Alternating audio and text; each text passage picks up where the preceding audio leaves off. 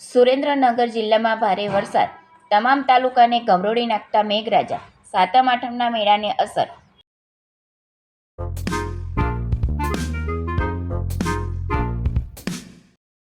સુરેન્દ્રનગર જિલ્લામાં સાતમ આઠમના તહેવારો સમયે જ આવેલા વરસાદે તમામ તાલુકાને ગમરોડી નાખ્યા છે. છેલ્લા 2 દિવસથી પડી રહેલા ભારે વરસાદને કારણે નીચાણવાળા અનેક વિસ્તારોમાં પાણી ભરાયા હતા.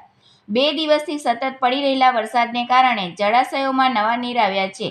સૌથી વધુ મૂળી અને ચોટીલા તાલુકામાં વરસાદ પડ્યો છે. જોકે સમગ્ર જિલ્લામાં 3 થી 8 ઇંચ જેટલો વરસાદ પડ્યો છે. ભારે વરસાદને પગલે ધાંગધ્રાનો જન્માષ્ટમીનો મેળો બંધ રાખવાનો નિર્ણય કરાયો હતો. તો સુરેન્દ્રનગર વઢવાણના મેળામાં પણ સલામતીને ધ્યાનમાં રાખી તમામ રાઇડ્સ હાલ પૂરતી બંધ રાખવાનો નિર્ણય કરાયો હતો.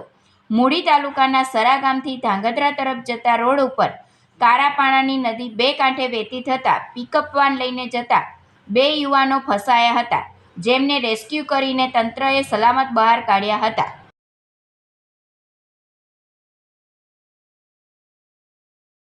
સુરેન્દ્રનગર જિલ્લામાં ગઈકાલથી ખૂબ સારો વરસાદ થયો છે, જેની ખાસ જરૂર હતી અને ખાસ કરીને ચોટીલા, થાનગઢ, મૂળી પંથકમાં લગભગ 8 ઇંચ જેટલો વરસાદ થયો છે અને એના કારણે જે છે એ ખૂબ લોકોમાં આનંદ છે.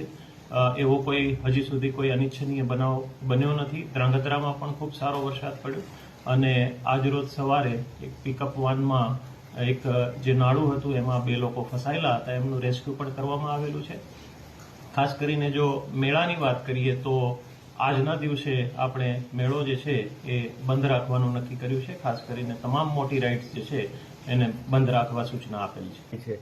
આખા જિલ્લાની તમામ જે અમારી કચેરીઓ છે, ખાસ કરીને જે અમારી મામલતદાર કચેરીઓ, તાલુકા વિકાસ અધિકારીની કચેરીઓ, પોલીસ તંત્ર અને ખાસ સિંચાઈ અને અન્ય તમામ જે તંત્રો છે, R&D, ફોરેસ્ટ, એ બધા જ અત્યારે સ્ટેન્ડ ટુ મોડ ઉપર છે. અમારા તમામ કંટ્રોલ રૂમ ચાલુ છે અને તમામ કંટ્રોલ રૂમ સાથે અમારા જે જિલ્લા કંટ્રોલ રૂમ છે એમણે સંપર્ક બનાવી રાખ્યો છે અને એ રીતે બધા જ જે છે એ એલર્ટ મોડ ઉપર છે.